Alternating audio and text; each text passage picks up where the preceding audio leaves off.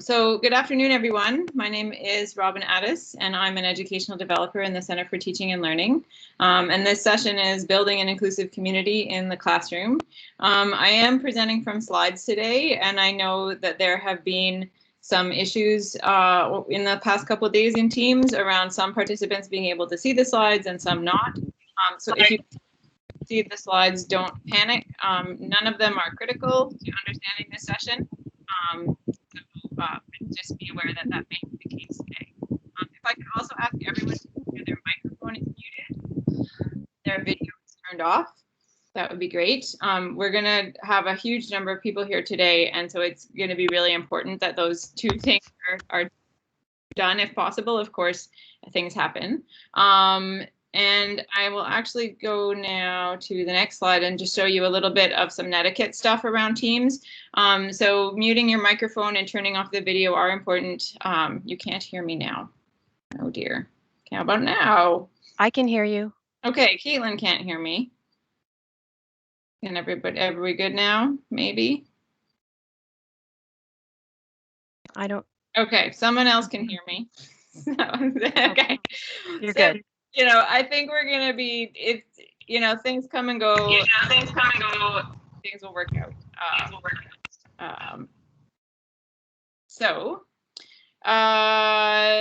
Yeah, I think, I mean, really that's the most important thing with the tech today. We're just gonna make the best of it. I might cut in and out, and that'll be okay. And the recording will be available later, in which case maybe the recording will be better than live, who knows. In any case. So the other thing to keep in mind is that there is a raise hand feature. We won't probably be using that today because there are so many of us, but the chat feed is there and is open. I have a few moments when you might find it helpful to ask questions, and certainly post things in the chat as they come to you. And we have some folks monitoring the chat as well, so that if I miss it, they'll bring it to my attention and we can kind of go through that in that way. The one thing that you do need for this session, in terms of interactive and active learning strategies, I've decided to focus on writing as a strategy to get you actively thinking and learning the material that I'll be talking about. So you need something to write on and something to write with, and that could very well be the same device you're using to see the presentation. You might be the kind of person who likes to have pen and paper or pencil and paper.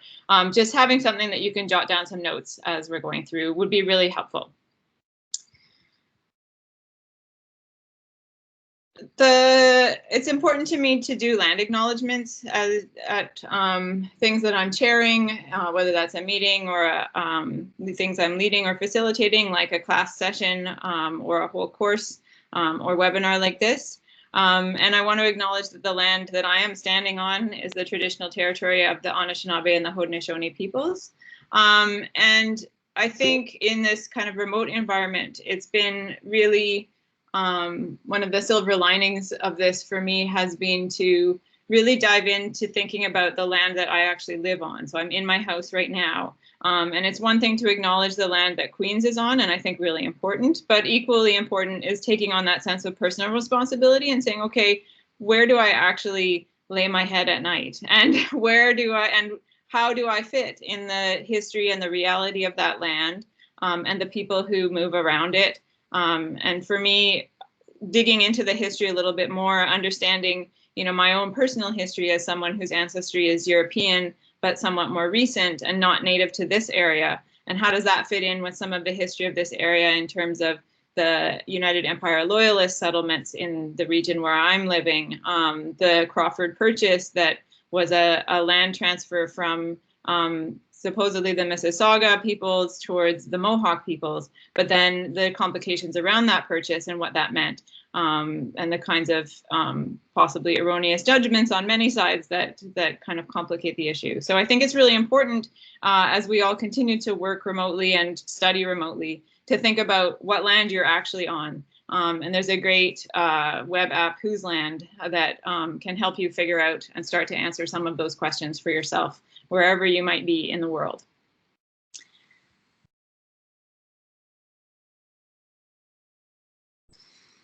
So our session today is going to focus on a few different areas. There's so much to talk about in terms of inclusive community and inclusive pedagogy. And what I've decided to do today is to focus a little bit on three main areas. One is a little bit of a discussion on self-education. I'd like to share some different terms and possible definitions because I think that having that common ground or common language is an important part of learning about inclusive community and what that might mean. And then I'm going to throw out a few or propose, suggest a few scenarios and some possible strategies that you might use. And these are scenarios that are fairly common amongst TAs working in a variety of teaching contexts, whether that's grading or leading tutorials or labs, working with a supervisor. Those scenarios will hopefully take you from the kind of theoretical, what is this all about, right down to the practical, how can I do something about it in the work that I do as a teaching assistant or as a course instructor. So that's the plan for today, and then we'll end with a little bit of a discussion of possible next steps. So the first piece, self-education, I think is really the starting point. I think often when people ask, well, I want to have more inclusive community in my classroom, or I want to, to think about anti-racism, or I want to think about equity. The important place to start is with yourself. And what does that look like with you? So a really key component of this is to think about and to explore what are your own biases? What are your own, and maybe those are explicit biases, but maybe they're implicit, things that you need to really dig down and recognize in yourself that maybe you're not even aware you have. Where are your knowledge strengths? Where are your knowledge gaps? What do you know? What have you experienced in your life and what have you not? And I think that's a key component, a key starting place that folks sometimes want to overlook. Like they just like to get to the strategies and they tell me how to do this and how to fix this. But it's really important because it starts with you and what you need to do with yourself and the way that you are in the world. Similarly, knowing not just, what you know and what you don't know, but also knowing who you are as a person, what identities you hold, what kinds of power or privilege you've experienced, the strengths that you have, or the lack of power or lack of privilege that you've experienced over your life, and how do those shape the kinds of things that you know or don't know, and the kind of knowledge that you hold and the way that you behave and act and the way that others behave and act with you. So it's often talking about like, how do you position yourself or how do you see your intersectional identities? But it's about just kind of understanding you and your histories and the kind of person that you are in the world and all of those complicated pieces that make you up. I mean, I like picking this image of a spider's web because I see them as all these interrelated, connected parts, but that come together to create a whole.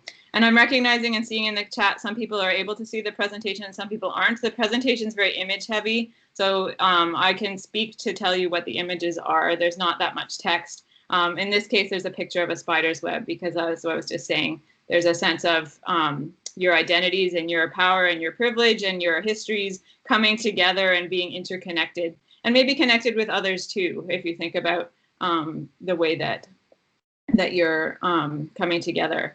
And speaking of connected to others, I want to acknowledge too that everyone in this session is coming at this question of what is an inclusive community from a different set of identities and experiences. And so I'm doing my best within this presentation to try to speak to a broad and general audience while recognizing that there may be times when I don't do that as fully as I should. So I think that what it's important to know is that everything I say here, not every strategy or idea will work for everyone. That you have to know yourself and understand, okay, that strategy actually seems like it's more focused on people who are comfortable and able to speak up and people who are not marginalized for particular reasons.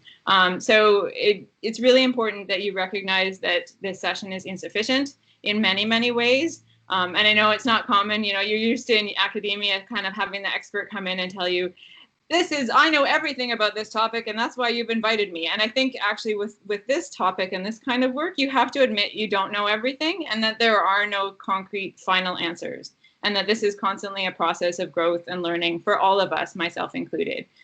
So find those places where things fit, explore, take next steps, but don't see this as the be all and end all of what inclusive community looks like.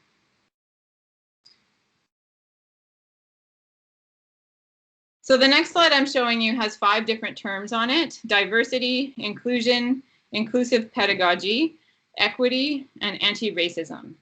And what I'd like you to do is the first writing activity of the session, is take a minute or two to write down for yourself, which of those 5 terms do you feel most sure about? And which of those 5 terms do you feel least sure about? And maybe if I could ask one of my background helpers to actually write the terms into the chat for those who can't see it on the slide, that'd be really helpful. So again, the terms are diversity, inclusion, inclusive pedagogy, equity, and anti-racism. So which term do you feel most sure about? Which term do you feel least sure about? And just write it down for yourself. There's no need to report back to the room.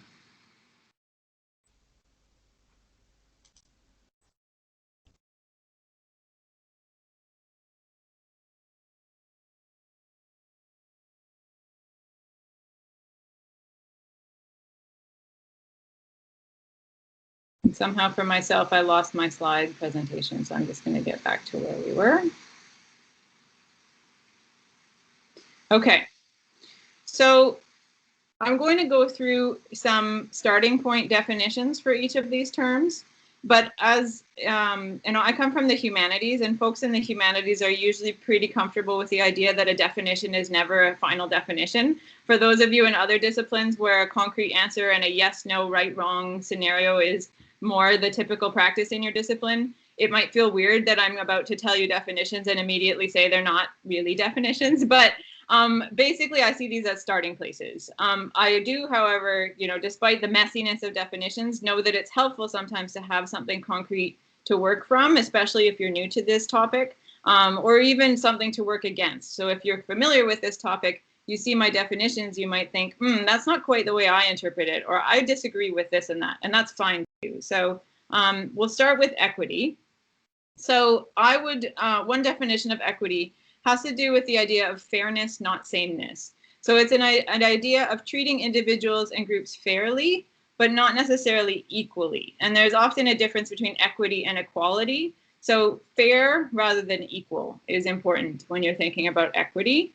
It's also an important component of equity that you're recognizing there are systemic barriers to participation, access, opportunity, and advancement in all kinds of settings, things like educational institutions such as Queen's, workplaces, the provision of goods and services. All those places include systemic barriers as well.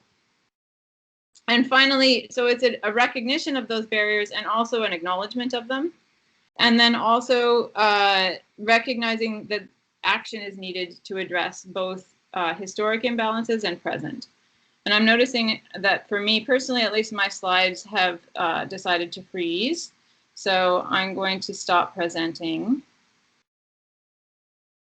and start again.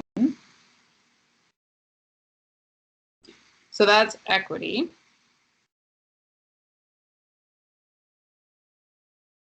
I may just abandon the slides at some point, but I like the pictures, they're pretty. So the next one is diversity. Diversity is a recognition we're all unique. We're diverse. We have different experiences, perspectives, and approaches.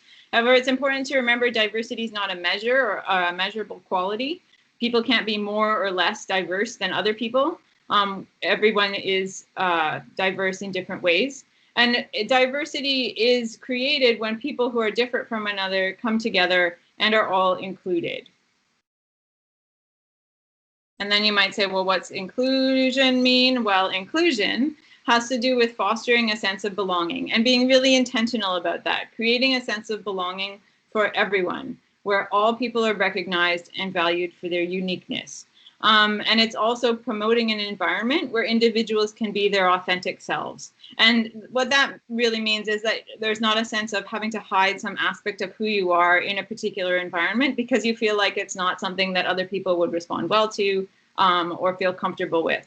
And I mean, again, inclusion, it's you know, we can define it and we can say a sense of belonging for all. But as soon as I said that, I knew there's this, I think, inclusion is kind of this gold standard that it would be great if we could actually achieve, but that we're always moving towards it. I'm thinking about math functions for some reason, although I'm not a mathematician by any stretch, but there's a sense of constantly approaching something, but maybe never actually getting to it. But we can keep striving towards it regardless. So that's inclusion. Anti-racism is certainly a term that's come into the media a lot over the past few months with the resurgence of Black Lives Matter in the US, with the constant police brutality that's gotten more media attention now, but frankly has been going on for quite a long time, both in the US and in Canada and elsewhere. So to define anti-racism is a recognition that racism operates on many levels, not just individual, person to person, but also is systemic or institutional and societal or cultural. And it's more than simple recognition, it's actual action. I think there's a great quote that a colleague shared with me yesterday that has to do with anti-racism is not who you are, it's what you do. And as somebody who is very much a doer, I hear that and it speaks to me fairly strongly. It's really an active process. And again, when we're thinking about racism as being individual, systemic, and societal or cultural, it's addressing all of those aspects, structures, policies, practices, behaviors, everything all together. So then finally, the last definition is inclusive pedagogy.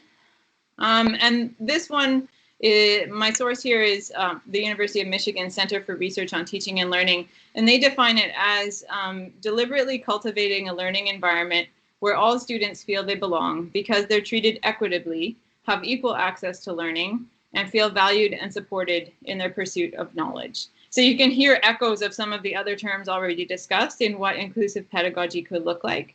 And again, inclusive pedagogy also has a point of action in it, that you're seeking to change the way systemic inequities operate in teaching and learning spaces to affect individuals' experience of education and influence course and curriculum design. So it really encompasses not just in the classroom, here I am giving a tutorial seminar or something, but all elements of teaching, the physical spaces that we meet in or the virtual spaces that we are meeting in now. What does your course design look like? What does a lesson plan look like? Why do we have to have a lesson plan at all? And what are some strategies for that? Thinking about instructional strategies, thinking about the broader policies that shape institutions and educational institutions, about the systems of admission or advancement within those institutions. So it can be quite broad. So now we come back to these 5 terms again: diversity, inclusion, inclusive pedagogy, equity, anti-racism. And in terms of things that these definitions have in common, they all engage with questions of power and privilege and bias. So that's part of why it's important that you unpack your own understanding of power, privilege, and bias in order to really engage with these terms.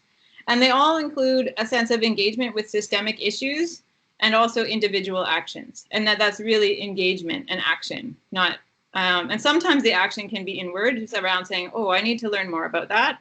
But then often it does become outward.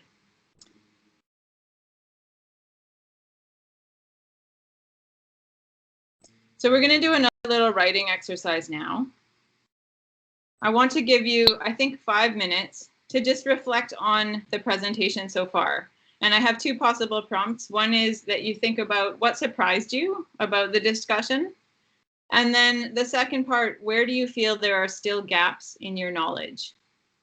So given these 5 terms and definitions and kind of the elaboration that I've given you, what surprised you about this discussion? And where do you feel there are still gaps in your knowledge? And I'll give you around 5 minutes, which feels like a long time sometimes in a digital environment.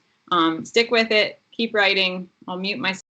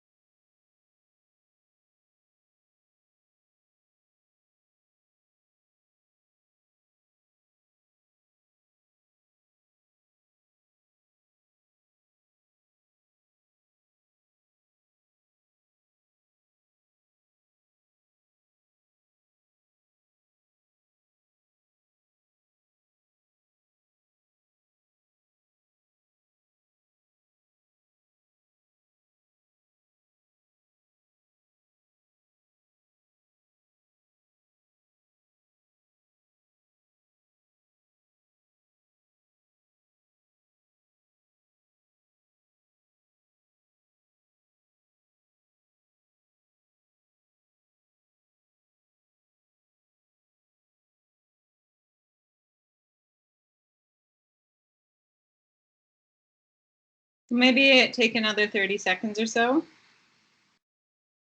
And if you've already stopped writing, sometimes pushing yourself through that and continuing to write can lead to some new and interesting ideas. So try writing again if you've already stopped. Remember, the questions are: what surprised you about this discussion?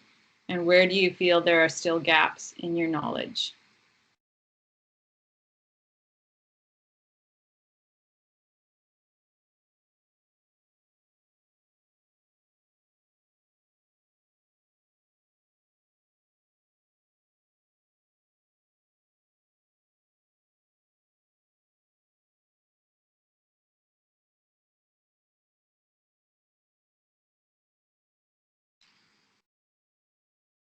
Okay, so if we were a smaller group at this point, I would probably offer the chat as a place for questions and comments, and maybe we'd even have some discussion around that. Given that there's 153 of us, I think if you do have questions, feel free to put them in the chat. I'm going to move on to the next section and then maybe come back to them towards the end.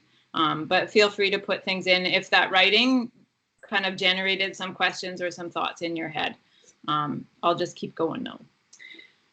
And actually, just to get meta for a second, for those of you teaching in the fall, one little instructional strategy that I use. So when I'm doing discussions or having students write, I will confess that the waiting time while students do their stuff is really hard as an instructor. And so even face-to-face, although face-to-face you can at least see students writing, in this virtual environment, I have no idea what you're doing right now. And so I honestly sit and count through the clock. And it's really important to give that time, because as a student, maybe you felt like that wasn't enough time at all.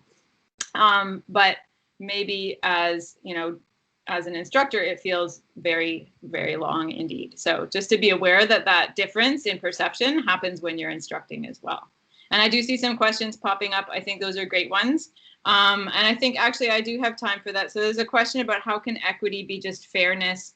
Fairness could mean different to different people. Why is it not equality? So that's from Aditya, and that's really great. And I think there's a question or a notion here about that if we talk about equality or equal, the problem is that there's a recognition that because of the way systems and structures have been put in place, not everyone is starting from the same place. And so doing something equally, or to say distributing something equally among everyone, is not necessarily fair, because some people have systemic disadvantages that are putting them behind. A really classic image is one of somebody who's actually stuck in a pit, and somebody else who can see over, who's standing on a box, and then a fence in front of both of them. So the person in the pit has this systemic disadvantage of being stuck in the pit. And Sean is mentioning the image of people standing on boxes. So there's somebody in the pit, they didn't dig the pit, that was dug for them by society, we'll say. The person on the box didn't put the box there themselves, that was placed there for them because of their power, privilege, whatever, within that society and structure. So equality would be, well, you can each have a little step stool, but the person in the pit is still stuck down on this tiny step stool and can't see over the fence. Whereas the person on the box who can already see over the fence is like, thanks for the step stool, you know. So I think, I mean, it's a subtle difference, but it's an important difference to think about, that doing things equally isn't necessarily fair. And yes, there are different definitions of fairness, but that's kind of part of sitting with the complexity of these terms and trying to understand, okay, well, where does that definition that I hold come from? Where does the definition you hold come from? How can we decide together what might be fair that allows us all to feel like we can belong and be included? And so Sean's actually put in a chat a picture of that you can click on if you want to see an actual picture and an image of some people standing on boxes. That's helpful to you. And Aditya, I'm glad that was helpful for you. Okay, so moving along, scenarios and strategies. In terms of scenarios and strategies, what I've decided here is to come up with really short scenarios to kind of give you a very concrete idea of what this could look like without too much complexity or layering involved, and then to share one strategy to go with that as best I can. I always like to give you, well, here's 5 strategies, but I'm going to try to keep it simple, one scenario, one strategy, to try to reduce your information overload here. You'll notice that the strategies have a very strong remote learning focus, and that's because of the times we live in with the COVID-19 pandemic. But a lot of them are certainly transferable to face-to-face contexts. And I think also it's important to remember that if the scenario perhaps mentions, say, a lab setting, that doesn't mean that the strategy or the situation couldn't happen equally within a clinical setting or within a one-on-one meeting in your office hours, within a tutorial or a seminar session. So to try to see the kind of broader implications of everything as best you can.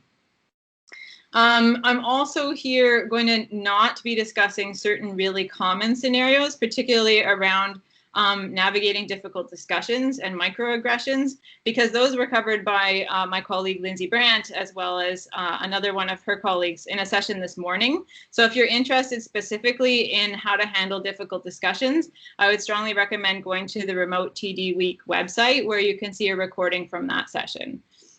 And then finally, in terms of preambles, the scenarios are very focused on situations where TAs don't have control over things like course design and course content. Because I think that's often where the majority of teaching assistants find themselves. But that said, if you do have control over some of those aspects, there are certainly even more strategies and ideas in terms of inclusive pedagogy. And the TA toolkit, which is on the CTL's website, and the Transforming Teaching Toolkit both have a lot of those kinds of ideas. So if you're designing a course or being a course instructor, a graduate teaching fellow in the winter term or in future, take a look at those resources as well. Okay, so the first scenario says, in the online discussion forum that you monitor, a student posts a racist argument against a particular idea. So this is really focusing on online discussion forums and the kinds of behaviors that you might see there. And it's very likely that you'll see more racist, sexist, ableist, colonial, anything you want to put into that box. And there are so many terms and ways that humans like to inflict violence on one another. And you'll probably see a lot more of those situations in synchronous chats and online forum this year. I've heard from colleagues in the Human Rights and Equity Office that certainly gender-based violence is on the rise in educational settings, other kinds of hurtful and violent statements. So I really want to focus on how to navigate that first of all. If you're looking into some of the strategies here would be things that are similar to what you might do if you had such a situation come up in a classroom discussion. And when you think about a synchronous online discussion like this one, where there's the chat feed, that's a really common place to see some of this happening. So if you see something pop up in the chat, sometimes that can take you by surprise because it's happening in the moment, it's happening live. And what's really important there is just to take a pause and to say, hang on, I need to deal with the comment I'm seeing in the chat, give me a couple minutes, and to acknowledge that that needs to happen and to give yourself the time to do it. But in this scenario where you're talking about an online discussion forum, it's almost an easier one to deal with because it's not synchronous, it's not live. You have the time to think about how to write your response or who you need to talk to in order to write a good response and what that response needs to look like. You still need to make a response, but there's a bit more of the time pressure is off. So what can you do in terms of making that response? Well, there's both public and private responses that need to happen. And for the public part, one strategy or framework that I like to recommend comes from Diane J. Goodman, who's an anti-racist educator. And she calls it the straight A's framework, which includes affirm, acknowledge, ask, and add. So 4 stages, all starting with the letter A. Affirm is the first part, where you simply affirm that you heard the person. So I appreciate your willingness to share a different perspective. Thanks for raising that point. So you're affirming that they spoke up, is basically where that says. Acknowledge is to acknowledge what people are saying and making sure that you're understanding what they're expressing. So maybe paraphrasing. So it sounds like you feel da da da da, or if I understand you right, from your perspective, what you believe is blah blah blah blah blah. So this is really the place where you're trying to get a hold on what's been said. The next stage, ask, is to ask questions to better understand an individual's behaviors and perspectives and help them reflect on their view. So can you tell me more about blah, blah, blah? Or what would it mean if this were true or false? Or where do you think that idea comes from for you? Things like that. And then finally, add is to add more information, historical, social, political context, alternative explanations. This is your opportunity to educate and to potentially bring in information, correct misinformation, broaden perspectives, that sort of thing. So, you know, let's consider this research that says such and such, or there's this article, it reminds me of this article, or here's a personal story that I was told that, you know, relates to what you're saying. Or simply to ask, what other explanations could there be for this situation? Now, in an online forum, you might not have a back and forth dialogue with the individual student when you're doing this, but you could certainly do that privately, or you could post a response that starts off with affirm. So, you know, thank you so-and-so for your comments. What I read in your remarks is da da da da da, and I'm wondering if that's correct. Let the student reply, and then you can do the ask bit, or maybe the ask comes into your first post. You know, it sounds like what you're saying is this. What about, or can you tell me where that thought comes from for you, or what would it mean if? So you ask the question there, and then even I'm thinking about the readings we did last week and one that's coming up next week where that opinion is actually completely contradicted. How would you frame that within this? Or perhaps others can contribute. So you can integrate this strategy into a post that you'd put into a discussion forum and have that be a public thing. So in terms of the private response here, certainly to bring this to the attention of your supervisor, I think is really important, because supervisors also have an obligation to respond in situations like this. Not every supervisor will have the ability to respond, but they need to have this brought to their attention regardless. And if they don't have the ability, they too should be seeking out the education and the support that they need in order to get that and to respond effectively.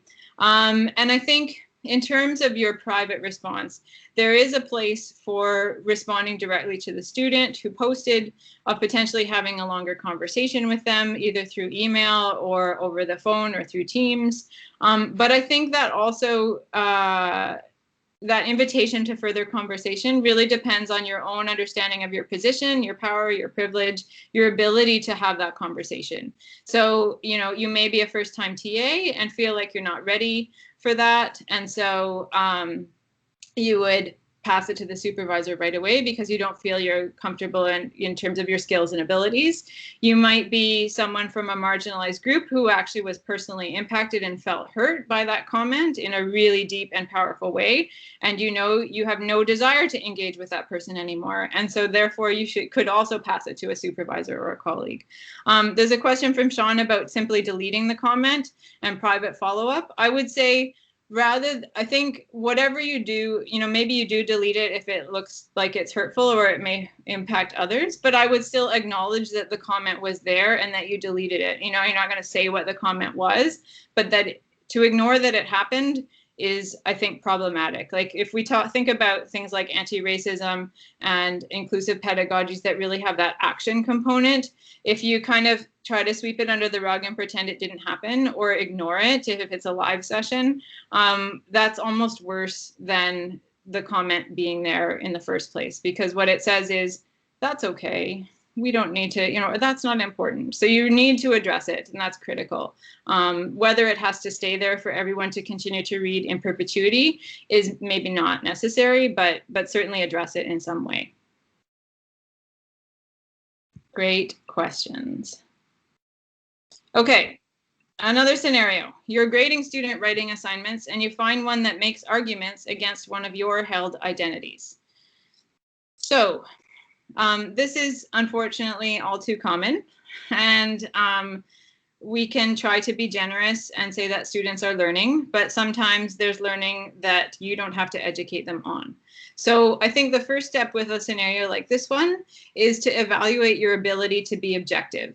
Because when you're grading work, you're supposed to, if the instructor has done their job well, grade to a rubric that clearly sets out, these are the expectations we're holding you to, and we're going to assess you based on those expectations.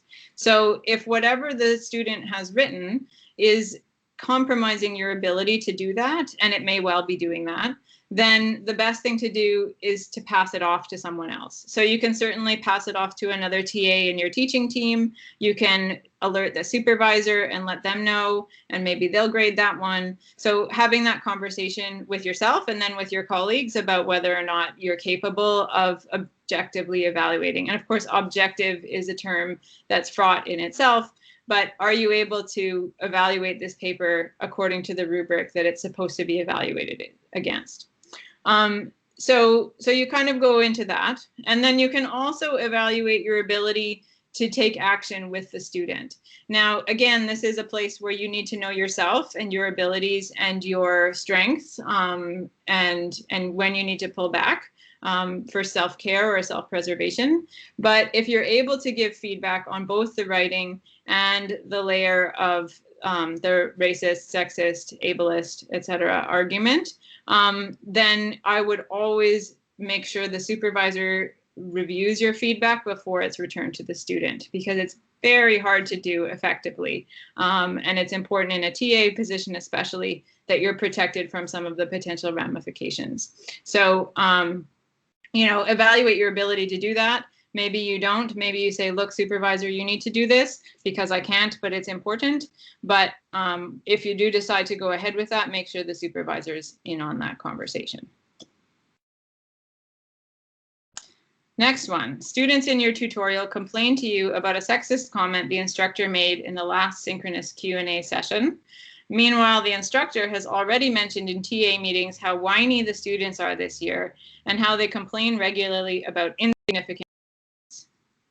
So I'm being deliberately vague about the identities of everyone involved in this, and I think that's important to keep in mind. What this scenario is getting at, though, is the particularly interesting position that TAs find themselves in, where you're not a full professor, you're not tenured, you're not the course instructor, but so you're in this student role, but neither are you an undergraduate student. You're kind of this bridge between those two worlds of instructor and student. And because of being in that bridge, sometimes it feels like you have no power. But what I'd argue is that actually you have quite a lot of power, because you can be that communication link between the two areas that might not be able to communicate fully with each other. So we see in this situation, the professor not respecting what the students have to say, the students also not complaining to the professor, but instead complaining to you as the bridge in between. So seeing that as a positive place and a powerful place to be is kind of the first strategy I would propose here. And then the second one is to think about what you would do as a result. If you're taking a stand for an inclusive classroom environment and having an inclusive community, that means it's your responsibility to advocate for and support students when you witness or when they tell you about something that's problematic. But you also have to think about your own urges to solve the situation or to advocate on behalf or speak on behalf of somebody else. In this situation, the students are directly complaining to you in your tutorial, so that seems pretty clear. If it's more a situation of witnessing something, you need to check in with those students before taking action on their behalf. And if you're making comments to a supervisor, or if you're making comments back from the supervisor to your students, it might be best to make those comments constructive and proactive rather than personal. So something like, students might be responding to the sexist elements in that comment. And, you know, I don't know, but this reading really helped me to understand what they meant by sexism in this discipline or something like that. So offering an education or a resource is really helpful. There is a place for calling out, but at least I've found in my position that often it's more effective for me, given my role, and particularly I think my identity as a white, well-educated, middle-class person, that I tend to call in people who share those identities and work with as a form of taking the burden off of marginalized people, people of color, Black, Indigenous, mixed folks, and trying to kind of play my role in educating my fellow white middle class well-educated folks, to try to lessen the burden of education from people who are dealing with a whole bunch of other things that I don't have to deal with because of the way I look. So, you know, you kind of think about where you fit within this situation and scenario, but I think for a lot of people, there's more that we could be doing, and for some people, there's way less that they should be doing, but that they have to take on. So think about where you fit within that vague statement, and maybe there's a place for you there. So these are all the scenario or the possible strategies that I've suggested. There's the affirm, acknowledge, ask, add, following up both publicly and privately, seeking advice from your supervisor or fellow TAs, trading grading work with other TAs or with your supervisor, giving feedback using a rubric, or giving feedback that's focused on a broader education about particular issues or topics, challenging yourself to act while knowing your limits, being constructive and proactive, maybe the difference between calling out and calling in, and then seeking out further self-education without burdening other people who may already be marginalized with giving you that self-education. So looking to find your own sources of education, rather than turning to somebody next to you and saying, well, you're whatever, what do you think? And trying to pull somebody else into educating you. So that's a lot. And I acknowledge that I've been talking for a long time as well. But I want you to, again, think about writing. Take a look at this list. Think back over the scenarios and the things that I've shared. And I want you to identify a single strategy that you feel you could adopt or adapt in your teaching this year.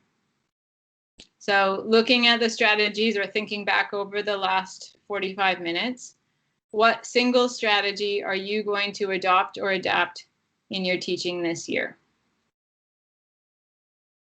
And just writing it down.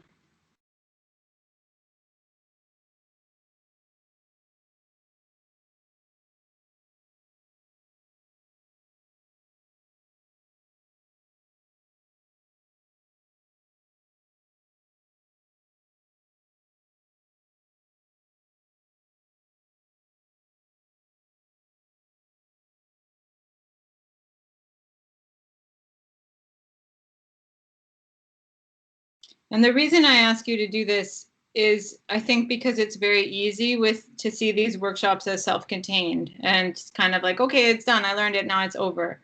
But I think having you make that commitment helps you with the task of continuing your education and seeing this as a journey rather than a single moment in your teaching careers and in your own education. So there's my question about what single strategy are you going to adopt or adapt? And then in terms of taking those next steps, there's a lot of places that you could go. This slide has very small text, but the slides will be posted later on so you can take a look. You can see there's a few different resources that I mentioned that you can take a look at.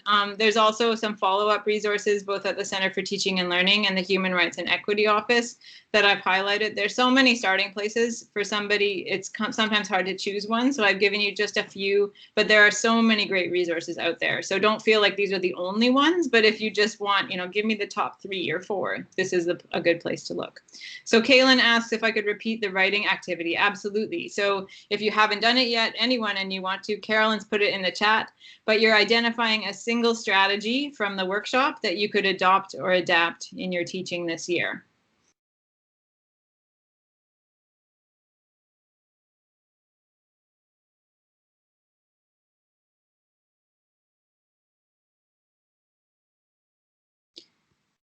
And I think I'll stop presenting at this point. So if you're still writing right away, we've got about 10 minutes or so if there are specific questions or comments. And I see Amir has publicly shared their commitment, which is awesome, is the idea of following up privately as a check-in strategy. So if it helps you to share in the chat, and we had 125 people all making their commitments publicly, that's fun and can be a way to sort of hold you to your commitment. If you want to just keep it to yourself, that's fine too. Salas is asking, are there ways that you can provide, oh, it disappeared. There was a question earlier about whether or not there could be anonymous feedback. If you're thinking about feedback for this session specifically, there will be an evaluation sent out and a link to an anonymous Qualtrics survey. So by all means, if you have feedback on this session, certainly there's mechanisms for doing that anonymously.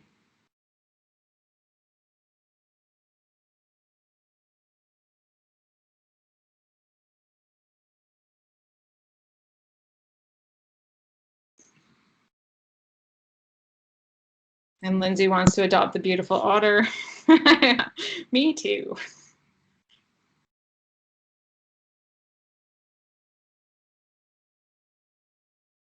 So Bella asks, are there supportive resources for TA safety as well, especially for folks of color and or with disabilities? I mean, in terms of structures on campus, there's certainly various student groups, and depending on what department or faculty you're in, there are often specific student groups for folks of color and with disabilities. Some of the student support units on campus, things like Four Directions Indigenous Student Center or Yellow House, different student organizations are also a good place to turn. I'm thinking of like the Black and Caribbean Student Association. So depending on what faculty or department you're in and what kind of identities you have, you might be able to find some campus-wide things. I think another thing that often people I do these workshops with are often thinking about is finding ways to have these conversations with smaller groups of people. I mean, when we're talking about anti-racism in particular, often it can be helpful or productive to have Black, Indigenous, people of color space where only those groups of people are able to talk and dialogue together with white folks excluded and in their own space. And there's, I think, often white folks feel a sense of, well, why am I left out? But there's good reasons for having smaller discussions. And I think good reasons, frankly, as a white person, I find it often really helpful to be talking to other white people about what it means to be white and how can we think about this differently. Certainly those are some resources. Bella, if you're looking for something more specific, I'd be more than happy if you email the Center for Teaching and Learning's general resource. We can have more of a conversation about other places that you can go. And Katie's mentioning Scholars of Color at Watson Hall as one of those specific ones. I know, especially in recent months, that a lot of equity committees are being reignited in specific departments, and that also might be a place to turn. So you could check with your department as well.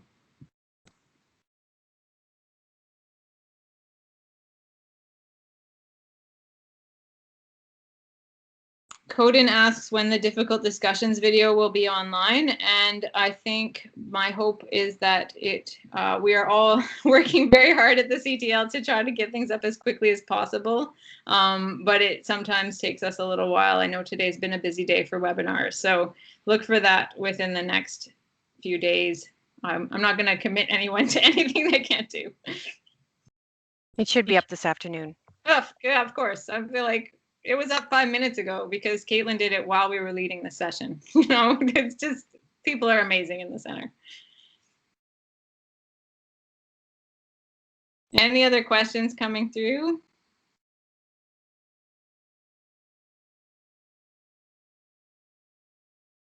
I should say as well, I'm more than happy to answer things privately. I know that sometimes asking these questions, there's a sense of vulnerability, whether that's because of identities or experiences that you've had that you don't want to share with the full group, or because of a feeling of ignorance and vulnerability around just, I don't know that much and I bet everybody else knows this question. So feel free to reach out to me through the Center for Teaching and Learning's email address, which Sandra shared in the chat, or you can email me directly. So Lauren asks, at the school where I did my undergrad, the TAs of upper year classes didn't interact with the students. They just assisted with grading. But what's one way you can promote inclusivity and show support if you don't have a tutorial class? So I think if you are doing grading, then you can be mindful as you're grading of the kinds of things you see. Obviously, if it's, you know, a math paper with problem sets, you're not going to hopefully get the kinds of things that you might get in, say, a gender studies class in terms of being open to students expressing problematic views. One thing that you can do, though, is start to think about the course content itself. And, you know, making note of whose voices are included in that course content and whose are left out, and why might that be? And maybe that's a conversation that you can have with the course instructor, as simple as asking them that question. Oh, you know, what made you choose the readings on the list? And having that conversation with them can often help with the kind of education or sparking new ideas. Maybe the instructor had never noticed what you've noticed about the reading list, or maybe they had thought about it, but they don't really know how to fix it. And then they turn to you and say, well, what ideas would you have? Or, you know, so I think course content is a really good place to turn if you don't actually aren't in front of students. That can be another way of kind of seeing things from a particular angle.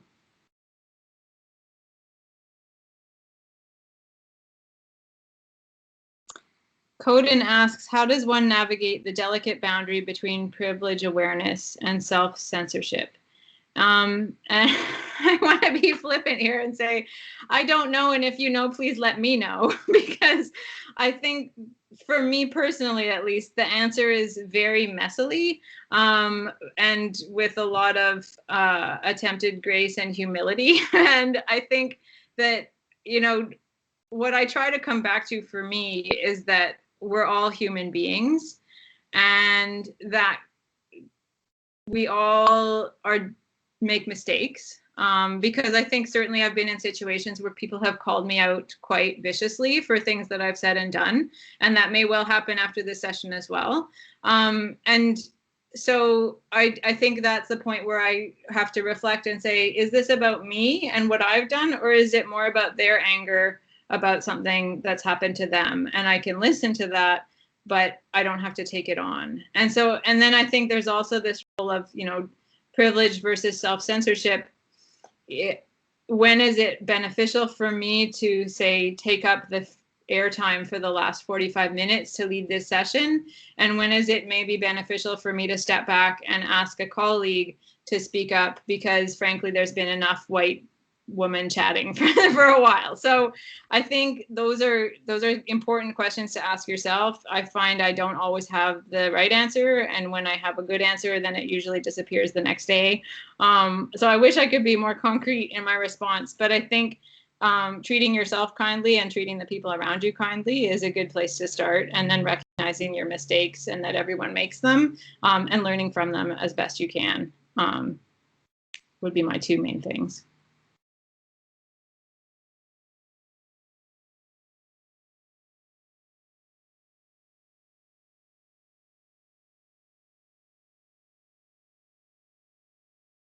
You're very welcome.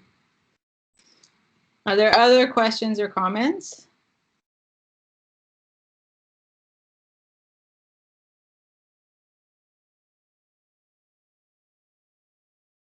I see lots of thank yous coming through, and I will say you're very welcome to everyone. It's always nice to interact with people, even in this kind of formalized through the chat sort of a way.